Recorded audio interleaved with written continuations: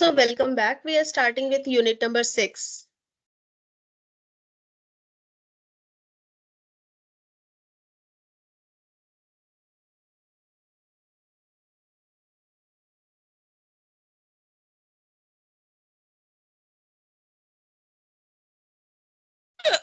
Sorry.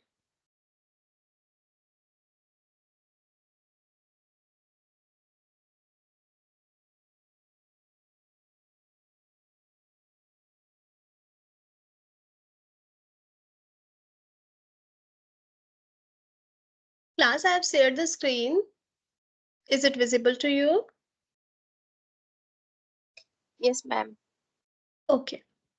So in this slide, actually we'll be discussing, this chapter is all about the reverse logistics. So although we were not able to properly cover this in the our supply chain management, here we'll be taking in detail. Okay. So reverse logistic, so till now we have all covered with all the components of the supply chain. Means let it be related to the planning, let it be related to the making, sourcing and distribution. Okay, logistics. Okay, the routing plan, the transportation, the location of the plant and everything. Now we are talking what about this those goods uh, uh, which are either uh, uh, means which are either returned, or you can say which are either returned due to any reason. Okay, due to the error in the product, due to the error in the order processing or whatever. Okay, so if the product is returned, then how the organization is able to manage the returned product? What are the uh, what are the distribution plan being used there? What are the routings being used there? Is the same routing or the same distribution plan or the same inventory is being maintained? How they're able to maintain a bit this in with the return product? Okay, so earlier in the traditional business, or you can say in the traditional supply chain management, this return thing was very less as compared to what we have today with this modern supply chain, with the modern e-commerce companies. So it has increased multiple times, and the reason of the increase may be many things. The reason may be that the product is like, you cannot physically undergo and evaluate the product. You cannot like, there may be issue with the size, and there may be issue with the quality and all these things. Or there may be that it is easily available, or you can easily order with no terms and conditions for the returns, and or you can say that the zero return charges. Because of all these, the return percentage has increased. So the organization, nowadays they have a proper systematic departments and warehouses and logistics person who are there for maintaining or for taking care of the return thing. So now this reverse logistic has also become important, and the organizations are actually using data analytics to manage their reverse or the return product also. Okay, so here in this unit we just have to know what is the reverse logistics. I'm sorry.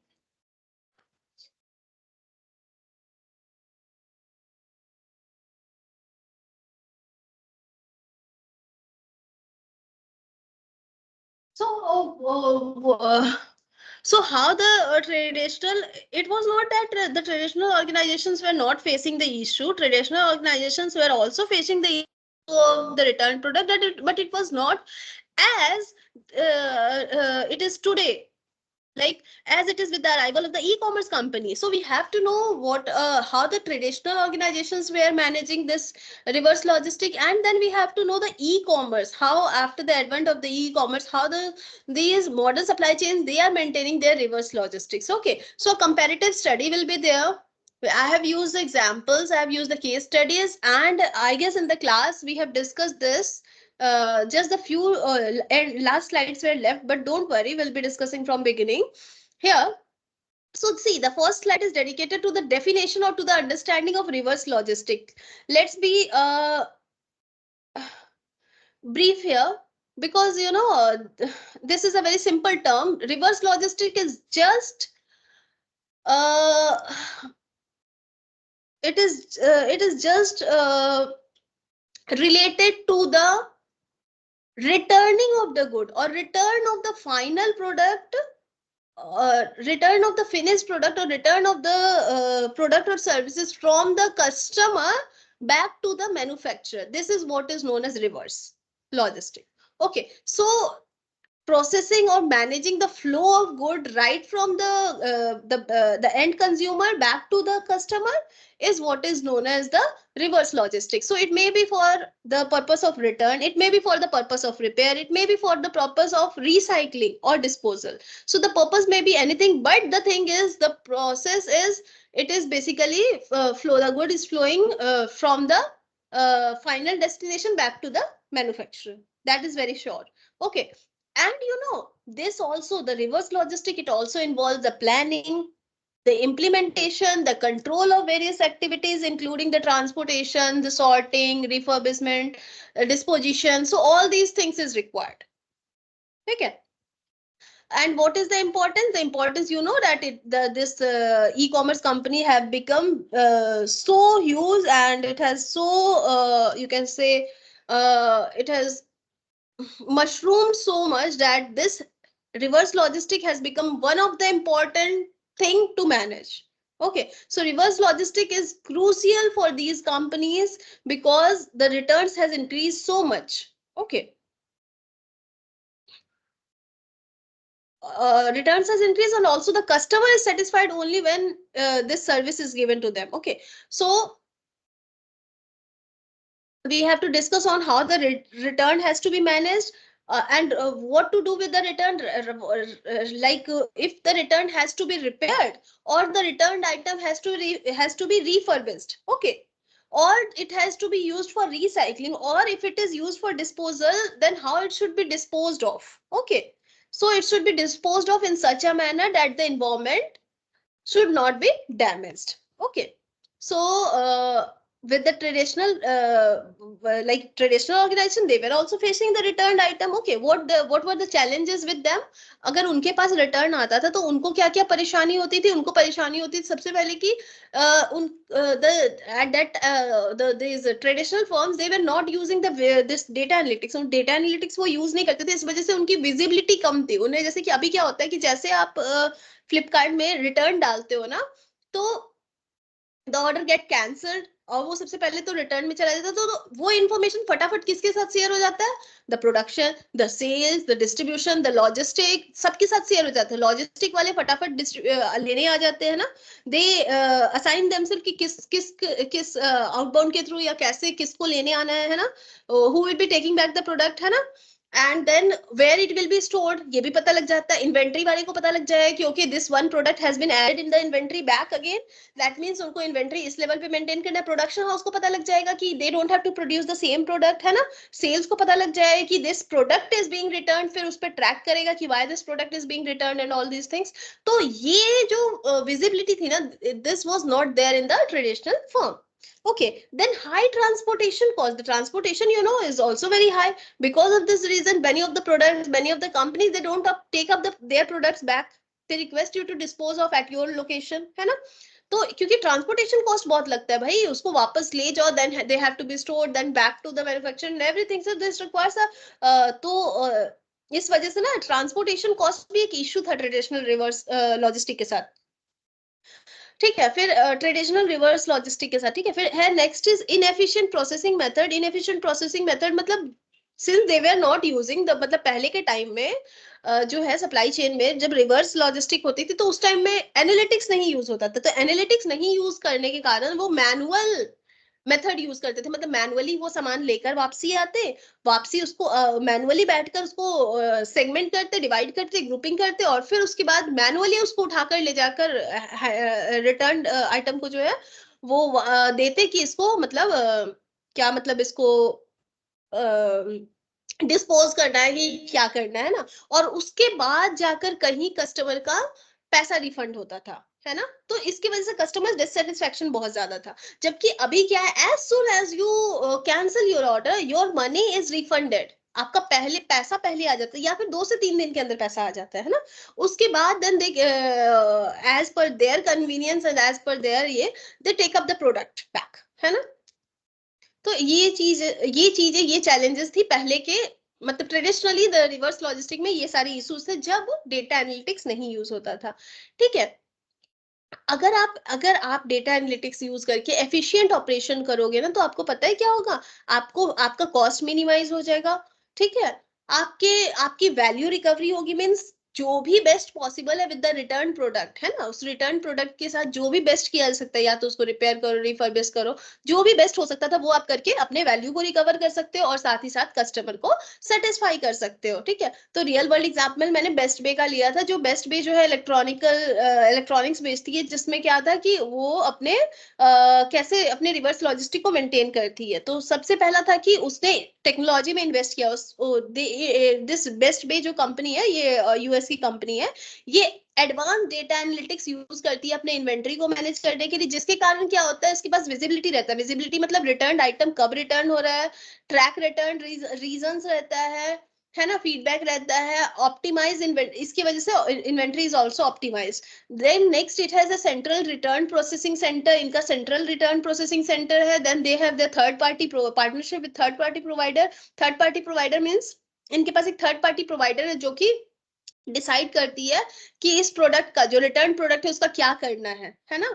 ये they that Best Buy company, they don't give their focus on this return product, they keep their focus intact to their core product. ठीक है। वो third party provider एक रखा हुआ है उन्होंने, जो कि इसको डिसाइड करता है कि इसको क्या करना है, इस वाले जो रिटर्न प्रोडक्ट है। ठीक है। और उसके बाद कस्टमर फोकस्ड इनिशिएटिव, इसका मतलब जो उन्होंने विंडो रखा है रिटर्न का ना, वो विंडो काफी सिंपल है ना, यूजर फ्रेंडली है।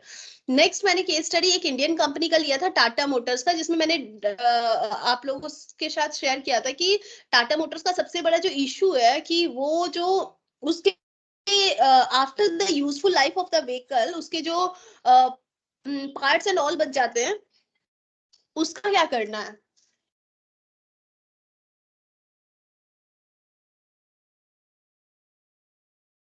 ठीक है। तो ये सबसे बड़ा इशू था टाटा मोटर्स के साथ कि कि व्हीकल्स के जो कंपोनेंट्स थे ना, आफ्टर देयर यूजफुल लाइफ उसका क्या करना है, लाइक बैटरीज एंड ऑल, है ना। तो उसका क्या करना है देन। तो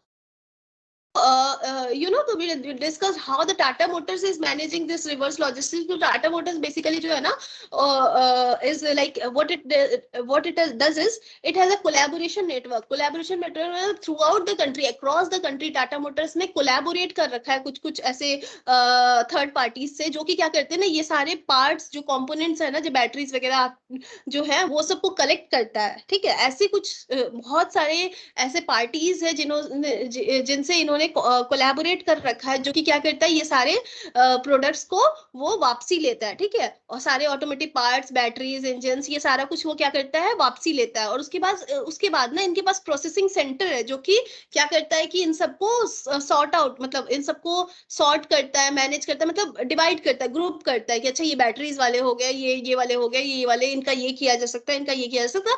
तो वो उसमें से जो भी यूजफुल प्रोडक्ट रहते हैं उस पार्ट को निकाल लेते हैं रिफर्बिश के लिए या रिसाइकलिंग के लिए, और उसके बाद फिर वापस सारे जो भी डिस्पोज करना है डिस्पोज कर देते हैं। ठीक है। फिर इनके पास ये इन्होंने वेंडर से भी पार्टनरशिप किया हुआ है, जो कि लाइक कुछ ऐसे वेंडर्स मतलब कुछ ऐसे सप्लायर्स हैं जो कि क्या करते हैं ना, जैसे कि उनको बैटरी चाहिए, या फिर वो बैटरी को बेटर डिस्पोज करना जानते हैं, है ना, या फिर वो बैटरी को यूज कर सकते हैं। ठीक है। तो उस टाइप के पार्टनर से भी इन्होंने कोलैबोरेट कर रखा है। फिर they are also using technology, उन्होंने ईआरपी सिस्टम वगैरह इंटीग्रेटेड कर रखा है टू ट्रैक रियल टाइम में कि how these are being managed. Okay. तो उसको ट्रैक करते हैं, रीयूज, रिफर्बिश और रिसाइकलिंग करते हैं। ओके। फिर उसके बाद again they have a customer engagement platform also, वहां पर वो क्या करते हैं ना, कस्टमर को एजुकेट करते हैं कि they should not basically they should return the batteries, the old parts of the motors and all. Okay, they educate, उनको बताते कि इसको रिटर्न करने का फायदा क्या है, प्लस वो इंसेंटिव भी देते हैं कि कस्टमर खुद आके उसको रिटर्न करे, है ना। तो ये सारा कुछ है, ठीक है। तो this way you can just see कि किस तरह से reverse logistic Tata Motors is maintaining, है ना। तो इसका फायदा क्या है, एक तो कस्टमर, एक तो कॉस्ट सेविंग वो कर रहे हैं ना, उनको कुछ ना कुछ तो प्रॉफिट हो ही जाता होगा उस रिवर्स आइटम से, ठीक है। दूसरा कंप्लायंस कर रहे हैं, कंप्लायंस मींस एनवायरमेंटल रेगुलेशन, जो भी आपको पता है, now the organisation have the sustainability reporting, they have to maintain the CO2 level and carbon footprints, है ना। तो ये सब भी हो जाता है, साथ ही साथ इन्वायरमेंटल बेनिफिट्स भी है। इन्वायरमेंटल बेनिफिट से क्या होता है कि जो भी हजार्डस वेस्ट है वो सब रिड्यूस होता है, और साथ ही साथ they get a good name in the eyes of the customers, ठीक है। तो this is it. Okay, this was about the Tata Motors reverse logistic management. Now let's see कि e-commerce जो है वो लोग reverse logistic कैसे करते हैं। तो e-commerce में this paragraph just tells you कि this was the in 2020 through 2023 this much $6.54 trillion मतलब basically was the return product. Okay, then now this has earlier this was just 3.53, and within 2 to 3 years see it has doubled. तो ये सब कुछ क्यों हो गया, because there are online shopping preferences available, because of the internet penetration, smartphones बहुत सारे आ गए, इस वजह से ये बहुत ज्यादा बढ़ गया है। तो ई कॉमर्स के साथ, ई कॉमर्स जो रिवर्स लॉजिस्टिक उनके पास जो आ रहा है, उनको क्या इशू है, उनके पास क्या चैलेंजेस है। उनको चैलेंजेस ये कि फर्स्ट तो एक तो हाई रिटर्न रेट हाई, मतलब रिटर्न रेट बहुत ज्यादा बढ़ गया है ना। दूसरा है डाइवर्स प्रोडक्ट, वो इतने सारे प्रोडक्ट कैटेगरीज रखते हैं कि it's like right from electronics to the home apparel to the perishable, they have everything। इसके वजह से जो है हैंडलिंग प्रोसेसिंग जो होता है उसमें कोई इशू आ सकता है, ठीक है। Third is customer expectations for free return, customers also are expecting that the goods should be freely return and all these things. तो इसके वजह से भी मतलब ये भी एक इशू है ई कॉमर्स कंपनी के साथ, ठीक है। तो what can be the possible solutions, the possible solution is first predict return volumes. आपको प्रिडिक्टिव एनालिटिक्स यहां भी यूज करना चाहिए, क्यों, to predict what are the returns that the consumers can do.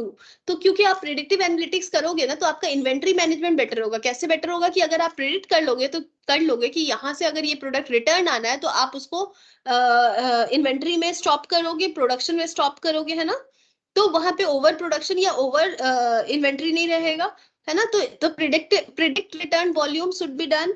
Optimise return process, the return process should be optimise, मतलब you should identify the bottlenecks and inefficiencies in the return. मतलब आपको देखना चाहिए कि return management जो process है वो भी बहुत स्मूथ और बिल्कुल स्ट्रीमलाइन होना चाहिए, है ना। You should identify the bottlenecks if there is any, है ना, such that there should not be, जैसे बंदे ने रिटर्न डाला है, as soon as the return has been return order has been done on the website, there should be it should be so streamlined that the logistic or the transport third party, whoever is available nearby the customer, they should collect the good and return to the nearest warehouse, and the processing should start there only. Okay, so they should be very proactive, okay, in making this process very seamless and optimized. Okay, the next is personalized customer experience. Okay, personalized customer experience means the return window should be very simple, and the customer should be given the personalized service. He should be asked the reasons, he should be asked the feedback, and he should be offered some tailored return options also। कि जैसे आप return करते हो तो आपके पास कई सारे option रहता है, आप रिप्लेस करना चाहते हो प्रोडक्ट को, या फिर आप उसका साइज चेंज करना चाहते हो, और वॉट एवर, है ना। मतलब there should be proactive communication, है ना। तो ये सारा सॉल्यूशंस हो सकता है आपके रिटर्न को कम करने का, या फिर उसको ऑप्टिमाइज करने का, right.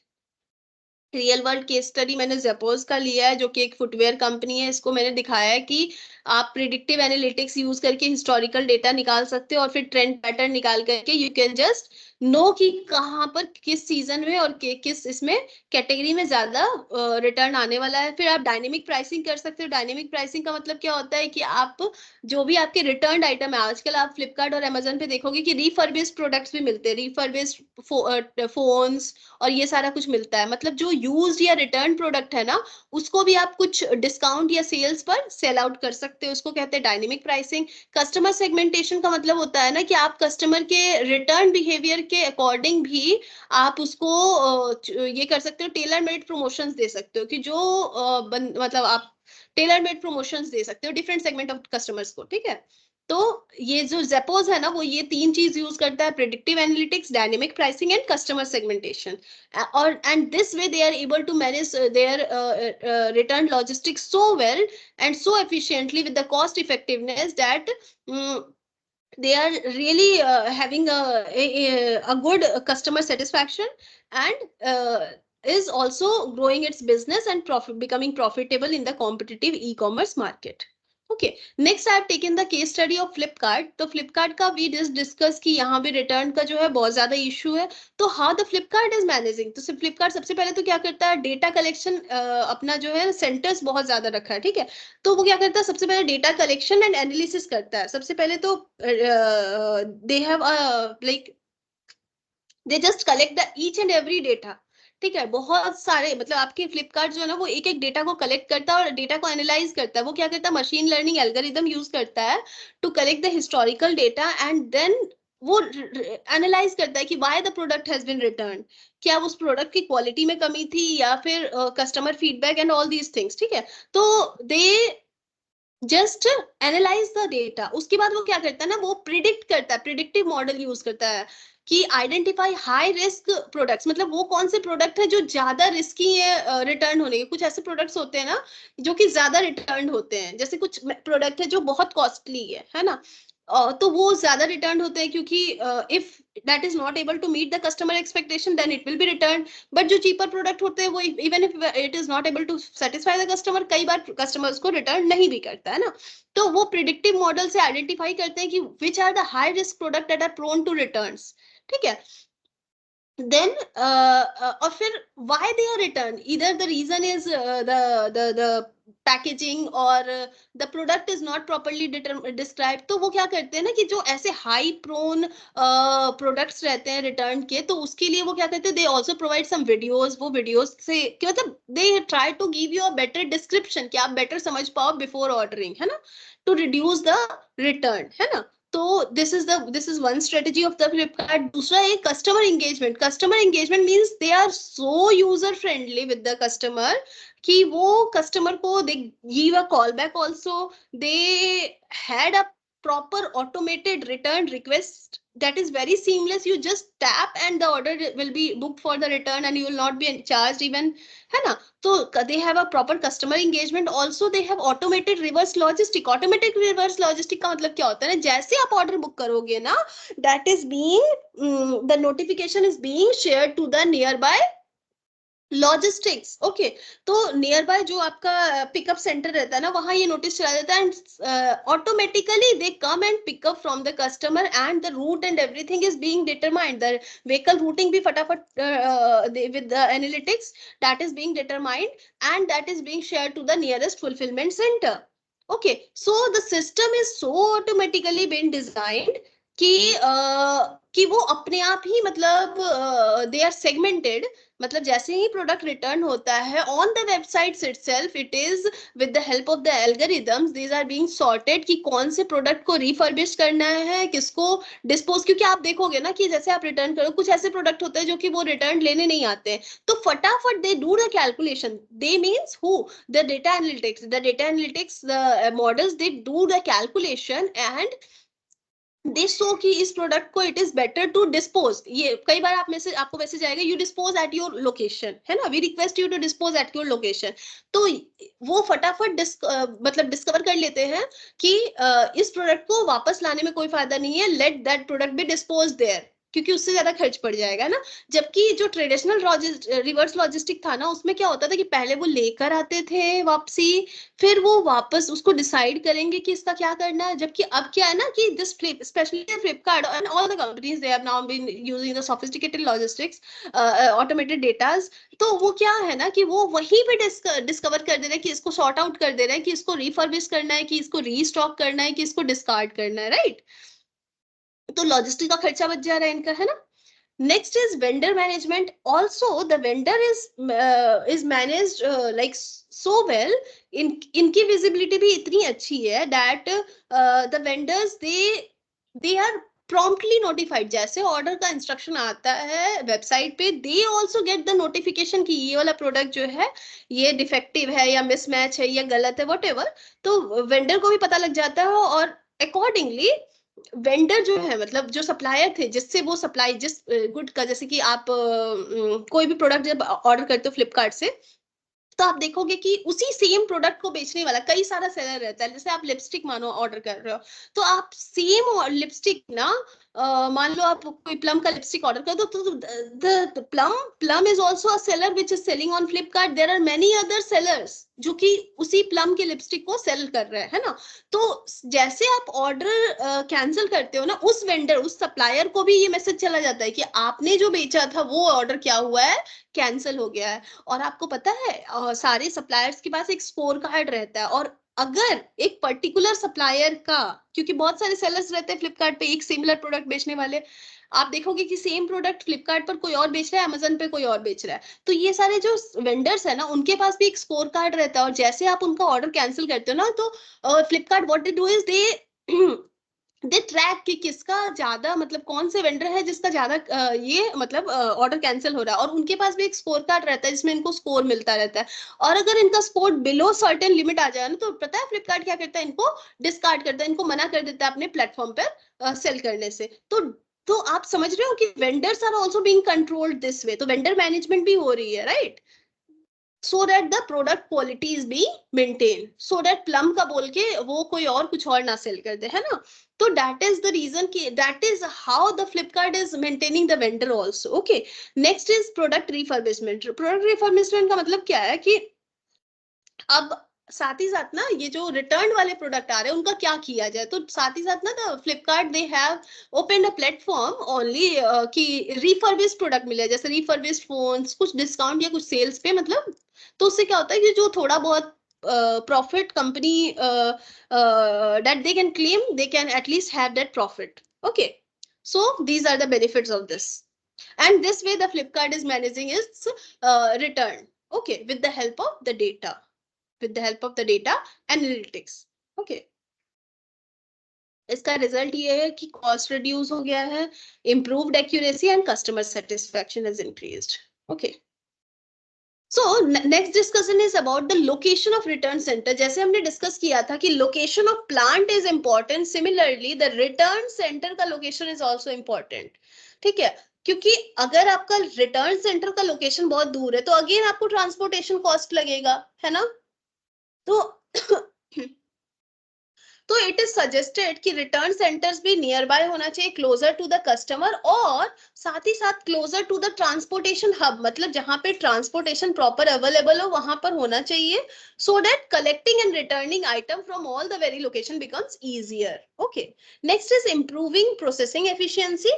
Means the processing efficiency should be improved, means the handling time, the error minimization should be improved, the overall operational efficiency should be increased. Okay, and improved. Also, enhancing the customer satisfaction is the ultimate goals. The customer should be like he should be the payment should be returned at the earliest possible, and the product should also be returned, and whatever if the product, if the customer is ordering a new product, that should be handled at a faster rate, and the that should be very convenient basically. Okay, so a convenient return center should be maintained. It should be easier and faster, leading to higher satisfaction to the consumers and increased likelihood of repeat purchase. मतलब ऐसा नहीं होना चाहिए customer कान पकड़ ले कि भैया एक बार परचेज कर लिया, अब कतई परचेज नहीं करना इनके इससे, है ना। तो it should B that way. Okay, So what are the factors that should be taken care while choosing the location? The first is we have discussed ki proximity to the customer. Customers के आसपास होना चाहिए, transportation infra available होना चाहिए, वहां पे वो जो भी मतलब पिकअप करेगा वो लेबर्स अवेलेबल होना चाहिए, मतलब लेबर्स मतलब इन द सेंस की टेक्नीशियंस या कस्टमर सर्विस या warehouse staff, all these things, these people should be available. Regulatory consideration means all the labour law, the disposal, मतलब है ना उस प्रोडक्ट का क्या डिस्पोजल, मतलब everything related to the environment and all these things should be taken. क्योंकि अगर आप रेगुलेटरी कंप्लायंस के चक्कर में पड़ोगे ना तो फिर that is very costly and that gives a very bad name to the company also, है ना. तो इनके पेचे में पड़ने से बेटर है कि you meet up with all the regulatory compliances. Okay. Again I have taken the case study of कि ट्रेडिशनल में क्या होता था और ई कॉमर्स में क्या. तो ट्रेडिशनल का हमने एक टाइटन कंपनी का एग्जांपल लिया है जो कि वॉचेस और ज्वेलरी बेचता है. तो how they manage there inventory. Okay. तो टाइटन का भी जो है ना, वो टाइटन का रिटर्न सेंटर जो है बेसिकली वो बेंगलुरु कर्नाटका में है. एंड वो जो लोकेशन जो उन्होंने चुना है वो बड़े स्ट्रेटेजिकली चुना है क्योंकि वहां पर जो है वो ट्रांसपोर्टेशन हब है एंड इंडस्ट्रियल जोन्स है that allows for efficient collection, जिसकी वजह से ना एफिशिएंट सारा जो भी रिटर्न आइटम है वो कलेक्ट होता है एंड प्रोसेस्ड होता है, सारे return item across the south India basically. Okay. So this centralized location, it enables Titan to streamline its various its reverse logistic operation and provide faster refunds or replacement to customers. Similarly, अगर e-commerce का बात किया जाए तो Flipkart example has been taken. तो Flipkart का return center जो है वो NCR में के आसपास है जो कि hub है of all the processing returns from the northern region if you talk about. तो उसमें क्या होता है कि सारे आसपास के यूपी पंजाब एंड ऑल के सारे आ जाते हैं. सो स्ट्रेटेजिकली इस लोकेशन को सेंट्रल लोकेशन को चूज किया गया बिकॉज एक तो ये डेंसली पॉपुलेटेड एरिया है जहां ऑनलाइन शॉपिंग सबसे ज्यादा होता है, यू नो, दिल्ली, है ना. And Flipkart, it enhances its operational efficiency and provides seamless return operations to the experience to the customers. That is why it is having a brand reputation for reliability and customer experience, customer service excellence. So you can just see कि traditional company भी अपने अच्छे it is able to maintain reverse logistic in a good way also, and is also using data analytics and is also working on the choosing of the location of the center, collection center. And similarly e-commerce company, they also have to keep a check, they also have to be very conscious about selecting the location center. Okay. So how the reverse distribution is planned. Distribution is again related to the logistic. Okay. So how it is planned. So first thing is return authentication process, return authorization process. That means there should be a clear and efficient procedure for customers to request the return and obtain the return authorization. ठीक है. uh, तो ये तो मतलब एक clear ये होना चाहिए है ना कि return authorisation process should be very clear. The product triage means the product should be sorted कि इसको पहले से शॉर्ट मतलब it should be so seamless कि ये शॉर्ट आउट हो जाना चाहिए कि इसका क्या करना है, whether it should be dispose, recycle and all this things. ठीक है. फिर disposition decision should be very clear means there should be informed decision made about the final disposition of the returned item. Okay.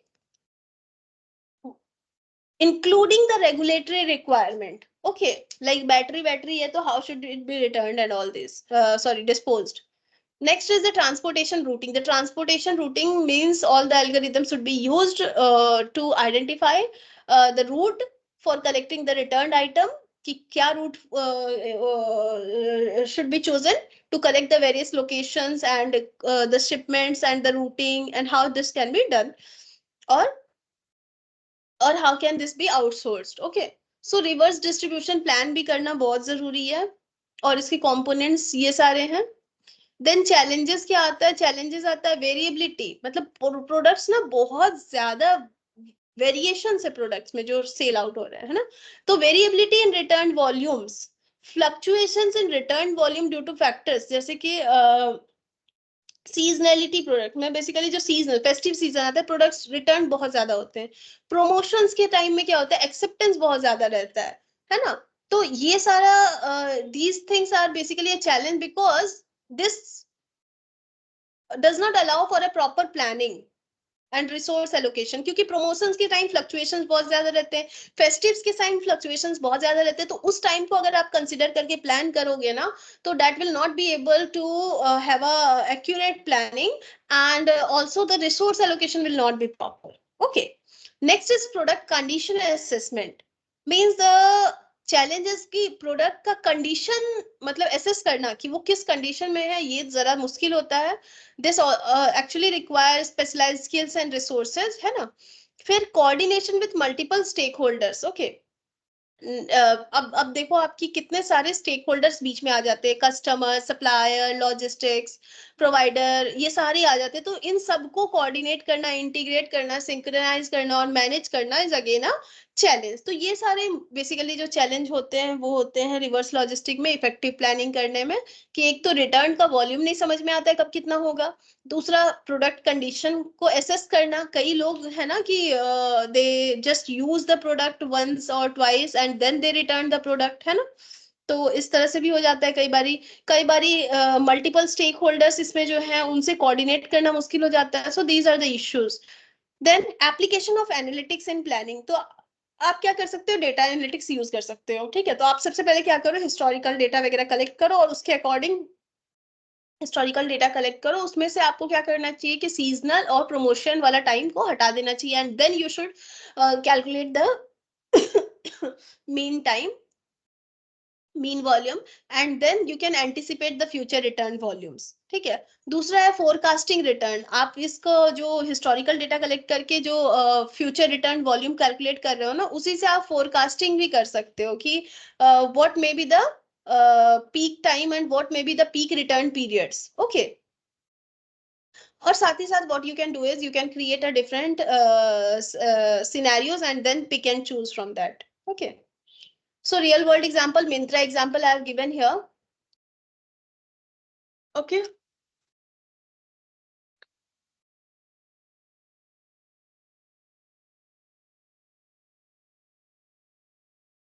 Actually this for unit number 6 the slides are more. We have 30 slides almost. Reason being okay, this was not covered properly in this supply chain management. That's why I have taken this exhaustively. We have 8 slides more.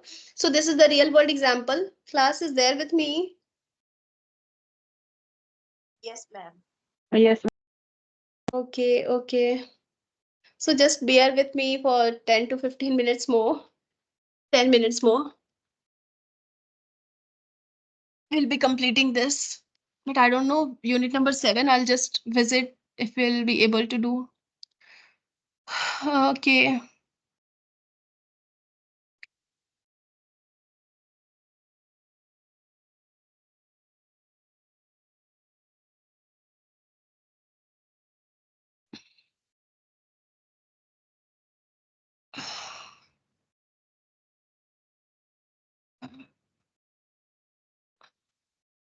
Okay, so Myntra example I have given here to just show you ki how they are able to address these challenges. Means the reverse distribution plan में जो challenges आता है, मतलब कैसे historical data collect करना है and then कैसे return forecast करना है, या फिर मॉडलिंग, सैमुलेशन मॉडलिंग जिसको कहते हैं. सैमुलेशन मॉडलिंग का मतलब होता है ना कि वो सिनेरियो एनालिसिस करना. ठीक है, तो डिफरेंट सिनेरियोज को एनालाइज करके आप जो है यूज कर सकते हो. तो कैसे मिंत्रा जो है बेसिकली वो क्या कॉस्ट इफेक्टिव बन रहा है with the help of this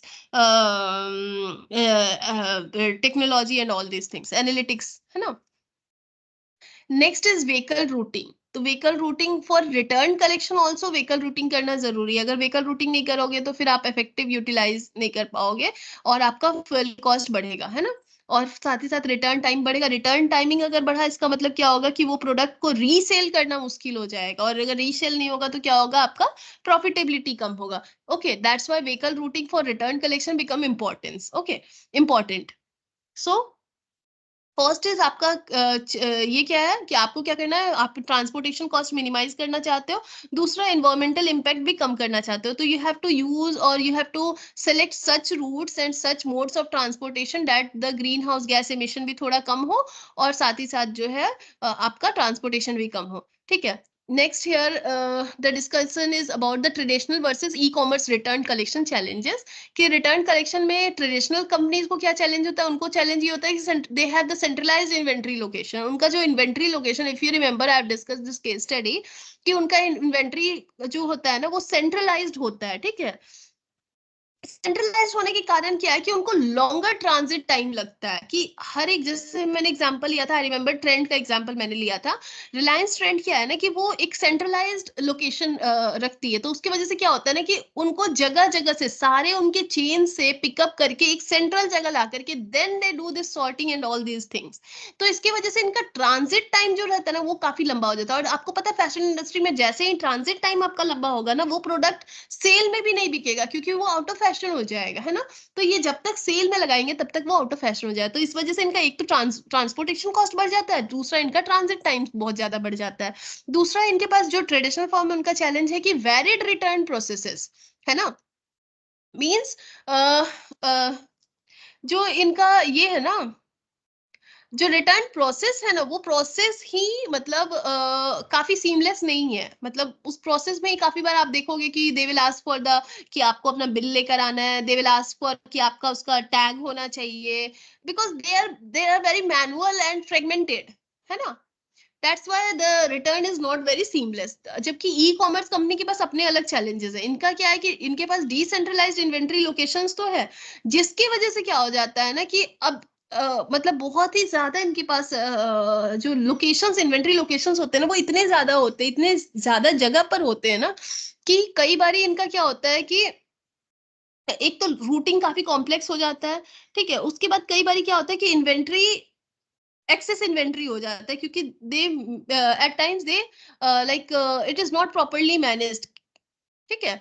दूसरा अर्बन डिलीवरी चैलेंजेस हो जाता है कि जो डेंसली पॉपुलेटेड अर्बन एरिया है वहां पर थोड़ा डिलीवरी एंड ये थोड़ा मुश्किल हो जाता है, because of many reasons like routing, like the limited access to delivery points, like the parking restrictions and all these things.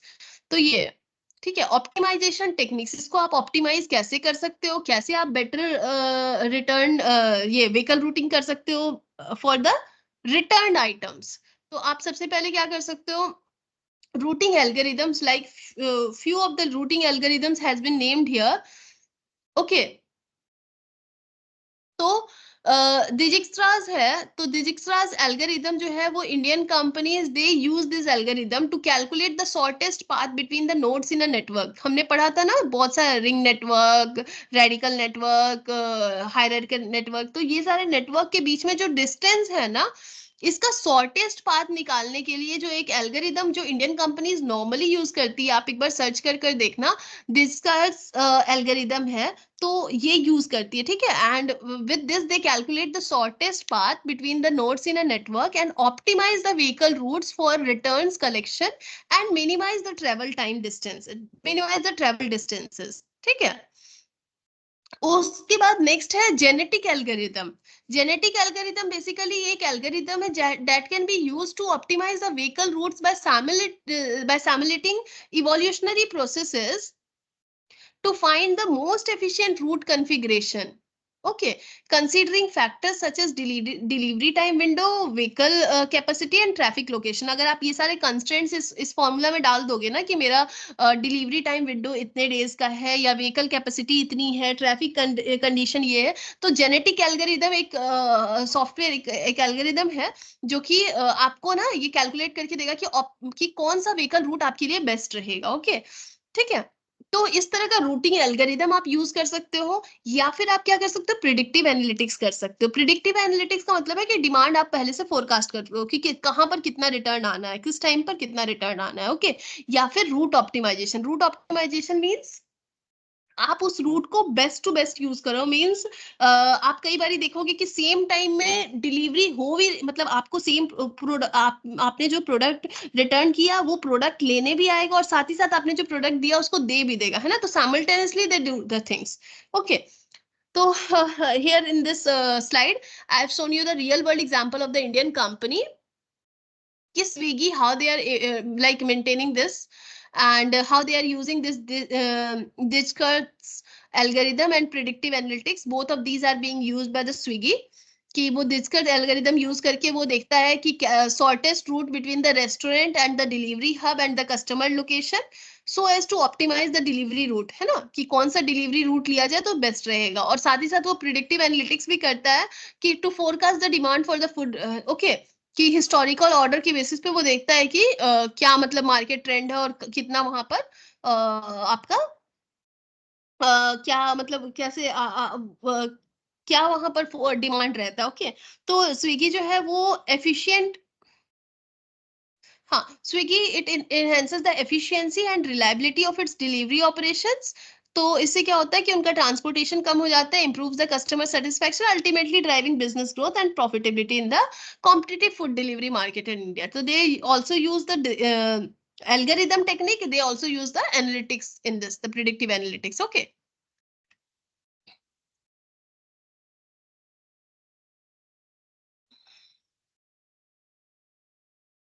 Next is the challenges.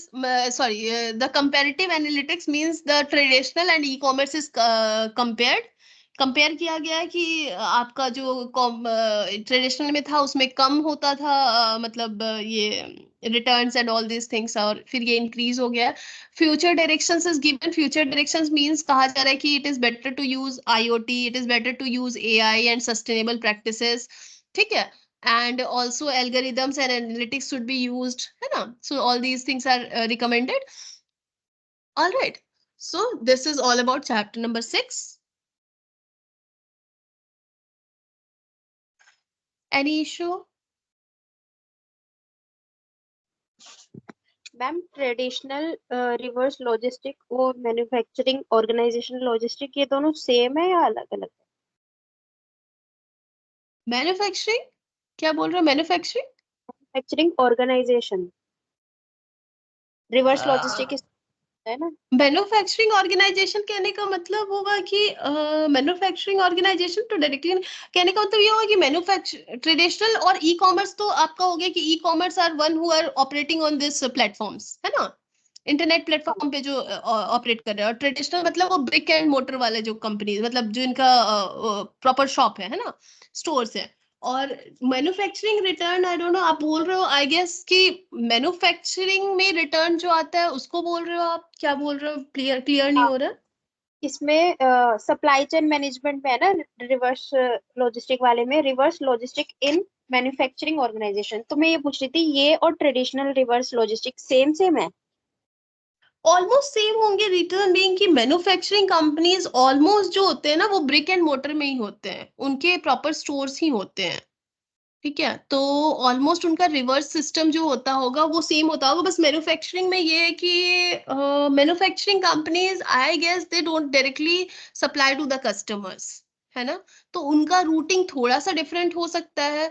However traditional जो हम कह रहे हैं ना वो तो एक बड़ा टर्म हो गया ना, जिसमें सारे मैन्युफैक्चरिंग हो गए, कोई भी हो गया, सारे ऑर्गेनाइजेशन जो ब्रिक एंड मोटर फॉर्म में काम कर रहे हैं वो आ जाएंगे, है ना। और जैसे हम ई कॉमर्स बोल रहे हैं तो ई कॉमर्स में जितने भी जो इस प्लेटफॉर्म पे काम करे वो सारे आ जाएंगे, वो मैन्युफैक्चरिंग करे या वो कुछ भी करे, है ना। ठीक ठीक है ma'am. Yes, so yet we are not able to do this unit number 7। एक बार रिविजिट कर लेते हैं क्या है यूनिट नंबर 7 में। ये सिंपल सा यूनिट है।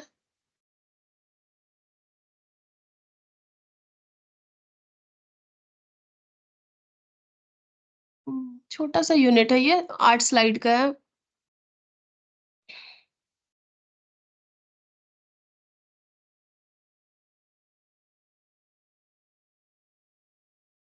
So what I'll do is,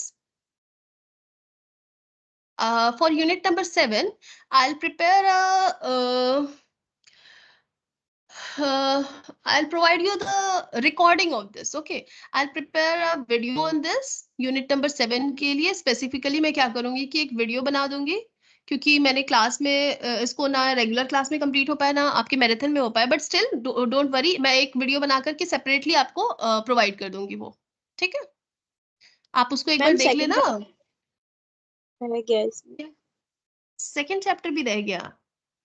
अच्छा, हाँ सेकंड चैप्टर के लिए भी also I will be providing video. 10 से 15 मिनट का होगा and that will be done. 15 to 20 minutes max for one chapter and that will be done, ठीक है। So I'll do the same. I'll provide the video for unit number 2 here in supply chain analytics, unit number 7 for the supply chain analytics. And if I'll get time, I'll provide the video for this, or else we'll sit sometime and we'll discuss on this MCQs also. Okay. And the case study.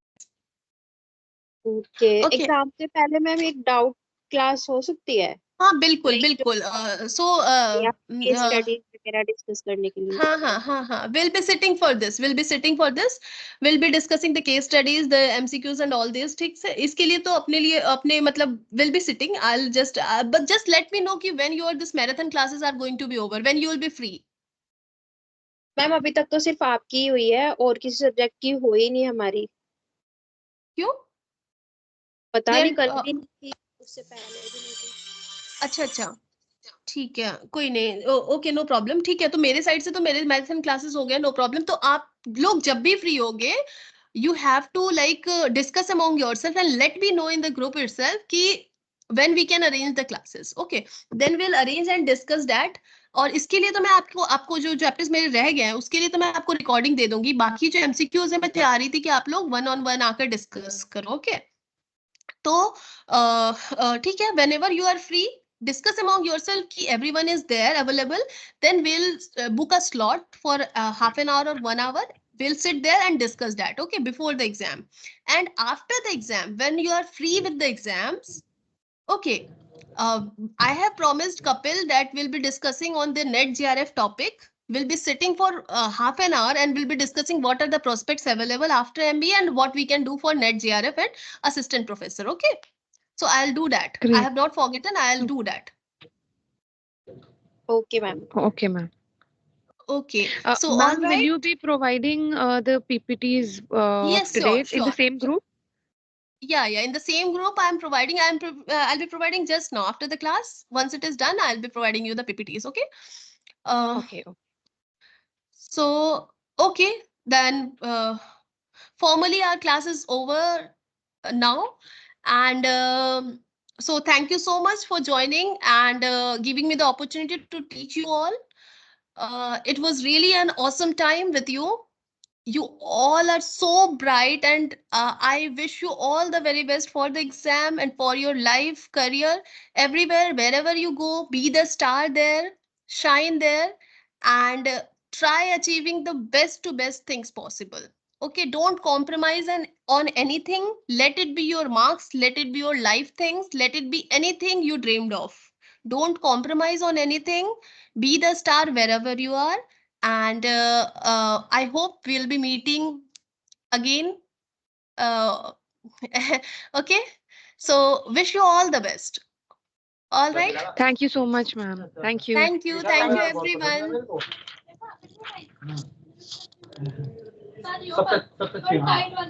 Okay, bye. Thank you. Bye, ma'am.